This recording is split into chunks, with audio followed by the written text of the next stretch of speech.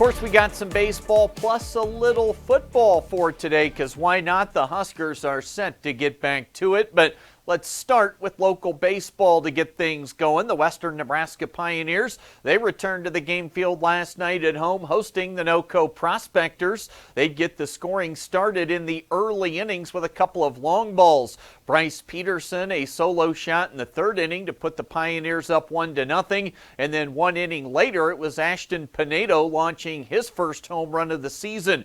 On the mound, a dominant effort from starter Rocco Harmon. He struck out the side in the first inning, and on the night he went the distance, tossing 7 innings. He struck out 10 along the way and allowed just 4 hits. The Pioneers will go for the mini 2-game sweep tonight as they host the Prospectors again starting at 6:35. We'll have it on KDB at 6:20. That'll start with the pregame show again, first pitch at 6:35.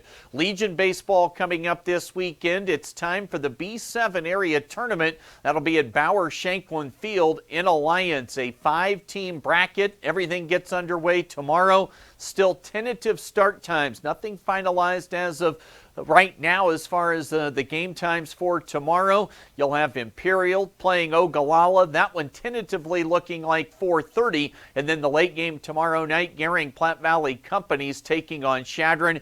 If that's correct, it'll be at 7 o'clock for tomorrow night. Alliance, the top seed, they get a day 1 bye. The B7 area tournament runs tomorrow through next Tuesday, and we'll have all the Gering games for you with Jeff Kelly on KMOR 93.3. Now to that football, the start of fall camp for the Huskers right around the corner. The 3-day Big Ten Football Media Days in Las Vegas wrapping up today. Now the Huskers were featured as one of the 6 teams on day 1 on Tuesday, with Matt Rhule at the podium, hoping this is the year his team takes the next step. What people always ask me about year 3, finally the team grows up and they're like, well, I got to go make the play, and I got to go pick the ball off, and I got to go block the punt. And, none of those special teams errors were coached that way.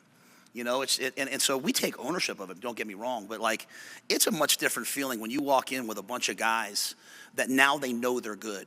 And some of them, they're the same players. They're just good because they're a year into the system. And that 250-pound guy is now 280-pound guy. So I'm an incrementalist. I believe in just getting a little bit better every year.